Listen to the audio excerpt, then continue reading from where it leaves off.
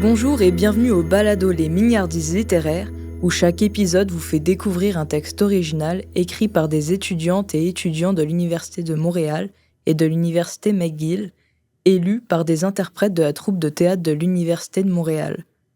Je m'appelle Clara Mandelli, j'étudie au baccalauréat en cinéma et arts médiatiques à l'Université de Montréal, et dans cet épisode nous recevons Élise Donner, qui nous fera découvrir une création originale d'Estelle Blin, étudiante au baccalauréat en sciences poétiques et études internationales à l'Université de Montréal. Bonjour Élise. Bonjour Clara. Est-ce que tu peux nous dire ce qui t'a le plus accroché dans ce texte? Oui, bien sûr. Donc, ce que j'ai vraiment aimé dans ce texte, c'est l'aspect revendicateur. Je trouve que le texte parle d'un sujet très intéressant et je trouve que la manière dont il est abordé est différente et quand même plus complexe parce qu'il y a un vécu derrière. L'autrice, elle a vécu quelque chose qui enrichit son récit, qui enrichit ce qu'elle dit. Donc, je trouve qu'il y a vraiment une compréhension qui va plus loin que juste de l'observation. Il y a vraiment un vécu derrière qu'on ressent dans cette revendication-là. Je suis totalement d'accord, c'est très intéressant. Merci beaucoup, Élise. Dès à présent, voici Tu peux partir d'Estelle Blin. Bonne écoute. Il y a 10 ans, je suis partie en Australie, dans l'État du Victoria, où j'ai passé la seconde moitié de mon année comme employée dans une usine d'emballage de fruits. Quelques jours avant mon arrivée, un grave accident avait secoué l'usine. Une jeune femme de mon âge s'était retrouvée littéralement scalpée, ses cheveux ayant été happés par une machine sans que personne ne sache comment l'arrêter. Un hélicoptère l'avait transportée en urgence vers un hôpital de Melbourne et l'incident avait provoqué une vague de démissions dans l'usine.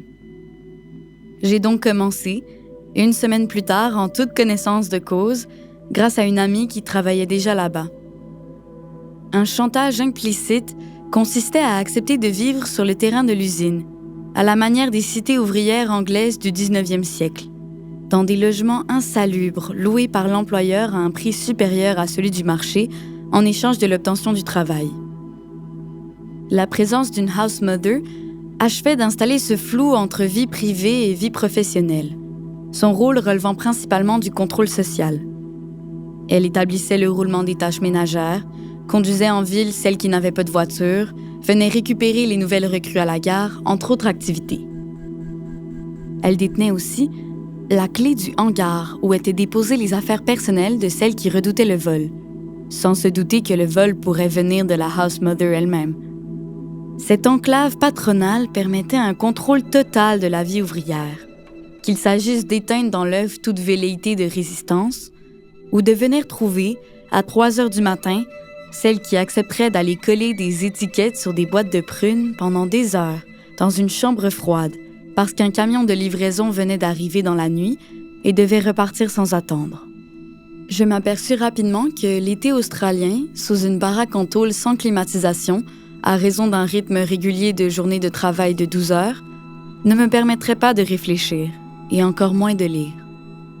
Je réalisais aussi que l'épuisement physique et mental, les micro-agressions constantes, l'injustice banalisée, l'air vicié et l'absence de perspective formaient un marasme ambiant qui poussait plus facilement notre petite collectivité à boire un verre, puis un deuxième, puis un troisième, plutôt qu'à aller faire du sport pour évacuer la tension.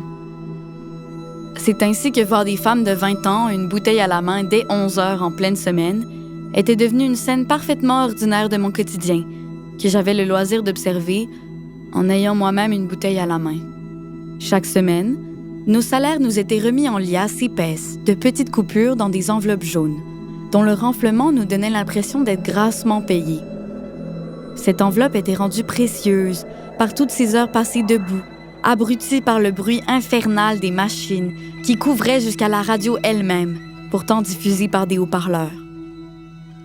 Je la glissais sous mon matelas, le temps que la house mother me donne un lift à la banque, hantée par l'idée qu'on puisse me voler en substance un temps que j'avais déjà perdu. Des mois s'étaient écoulés ainsi. Lorsqu'un jour, après avoir travaillé de l'aube jusqu'au crépuscule, puis du crépuscule jusqu'au petit matin, on est venu m'annoncer que je devais revenir pour une nouvelle journée complète. Incapable de réfléchir à cause de la fatigue, Je me mis à pleurer à l'idée de continuer. Une collègue m'a alors demandé « Pourquoi tu pleures? » Parce qu'on me demande de travailler encore 12 heures. Elle m'a regardée et a dit « Tu sais que tu peux partir. » Cette révélation m'a ouvert les yeux. Non seulement je pouvais dire non, mais en plus, je pouvais partir. C'est donc ce que j'ai fait. Shepperton s'éloignant désormais derrière moi, je quittais son herbe jaunie par la sécheresse, sa zone industrielle et son liquor store, son gang de motards et ses usines. Je quittais la petite maison où nous vivions toutes. Je quittais les filles aussi, sans me retourner, les muscles encore raidis par ce même geste répétitif que j'avais fini par faire même en dormant. Un bref coup d'œil dans le rétroviseur me renvoya l'image de quelqu'un aux cheveux collés sur le front par la sueur et aux yeux hagards, qui me ressemblait vaguement. À l'exception du léger sifflement des pneus sur l'asphalte, il n'y avait pas un bruit. Dans ce silence, je me suis retrouvée. Le paysage filait derrière la vitre, et je me disais qu'un jour, peut-être, je raconterais cette histoire. Puis je chassais cette drôle d'idée en regardant mes mains, qui n'avaient pas tenu un stylo depuis des mois, réalisant par la même occasion que ceux qui écrivent sur la vie ouvrière sont rarement des ouvriers. Merci beaucoup pour cette interprétation. Merci à toi. Vous venez d'entendre « Tu peux partir » d'Estelle Blin, interprétée par Élise Donner. Merci d'avoir été parmi nous pour un autre épisode des Mignardises littéraires, le balado qui célèbre la créativité, la littérature et l'expression artistique en français, en vous transportant dans de multiples univers.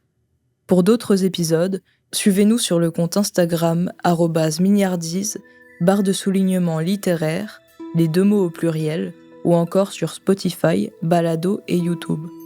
Merci à l'équipe de création derrière ce balado, Audrey Perrault pour la direction des interprètes et la réalisation, assistée par Alexandre Desaunier, Nicolas Girard, étudiant à la faculté de musique, en composition et création sonore, pour la technique et le montage sonore, Théophile Gagnard à la composition musicale et l'équipe de la Bibliothèque des Lettres et Sciences Humaines de l'Université de Montréal pour son accueil en studio.